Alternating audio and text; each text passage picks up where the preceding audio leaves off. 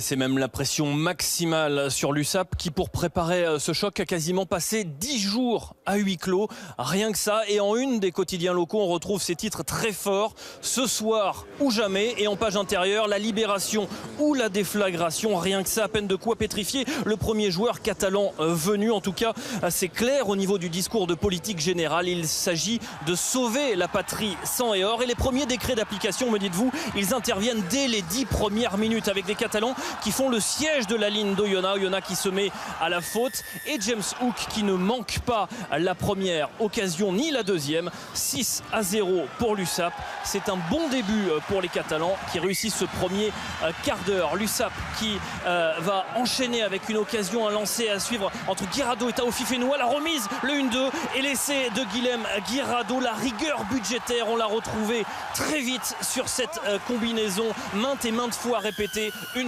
entre Taofi Fenoua et Guirado, et les défenseurs d'Oyonnax complètement trompés pour ce deuxième essai de la saison de Guilhem Guirado. Christophe Urios est un peu agacé, il l'avait vu à la vidéo, il avait vu que l'USAP pratiquait souvent cette combinaison. La réponse des joueurs d'Oyonnax, elle intervient autour de la demi-heure de jeu, mais ballon tombé et contre-attaque des joueurs catalans qui n'hésitent pas à repartir de leurs 22 mètres avec Mjekevou qui se faufile au sein de la défense d'Oyonnax, qui s'est bien replacé, et les Catalans qui se mettent à la faute. Il y aura une première pénalité d'Ordapilleta avant cette deuxième pénalité transformée par le buteur argentin d'Oyonnax qui revient petit à petit et qui n'est plus mené que 13-6 à la pause. Les supporters ont bien fait de venir car Oyonnax est dans les clous. Le grand absent Camille Lopez, toujours blessé, lui est un petit peu inquiet car le début de la deuxième période, il est plutôt à l'avantage d'Oyonnax qui n'hésite pas à envoyer du jeu avec ce temps fort. Régis Lespinasse intercalé à l'arrière qui est arrêté, le jeu qui rebondit assez rapidement. El Abd, le capitaine, stoppé par Charteris. Cibré qui éjecte rapidement pour Geneker. Les ballons sortent vite, les ballons sortent propres pour Oyonnax qui n'hésite pas à envoyer du jeu. Une belle occasion dans l'intervalle. Lespinasse est arrivé à hauteur de Ordapilleta, mais derrière le soutien se met à la faute et l'USAP arrive à sortir de son camp, mais dans la foulée l'USAP est plutôt secoué en mêlée en début de deuxième période avec l'entrée de Guillamon au poste de pilier droit à Oyonnax, et du coup à près de 50 mètres, Bousquet répond à James Hook, et autour de l'heure de jeu, le score il est quasiment de parité. On a quasiment ces 7 points d'écart. 16-9, une pénalité pour Oyonnax qui est rapidement jouée, pas au bon endroit.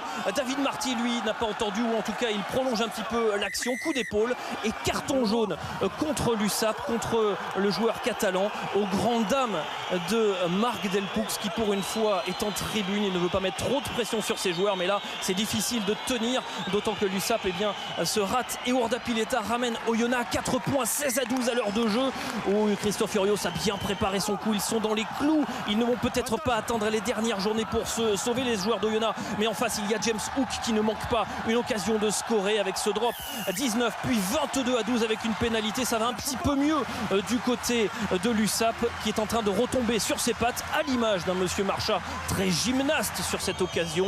L'occasion pour Ordapilleta de revenir dans les zones du bonus. On est dans les 10 dernières minutes, mais Ordapilleta manque l'occasion et on en reste là. 22-12. C'est Delpoux qui souffle et c'est Urios qui souffre, car Oyonnax ne ramène pas de points de bonus défensif. Au contraire, l'USAP a pris un peu d'air avant d'affronter Toulon dans une semaine. Décidément, dans ce championnat du bas, le terrible combat n'est pas terminé. Ça fait 3 ou 4 week-ends à Aimé Gérald où on joue notre survie. Je crois qu'on se défend pas trop mal malgré tout, malgré la pression, malgré ce qui se dit sur nous.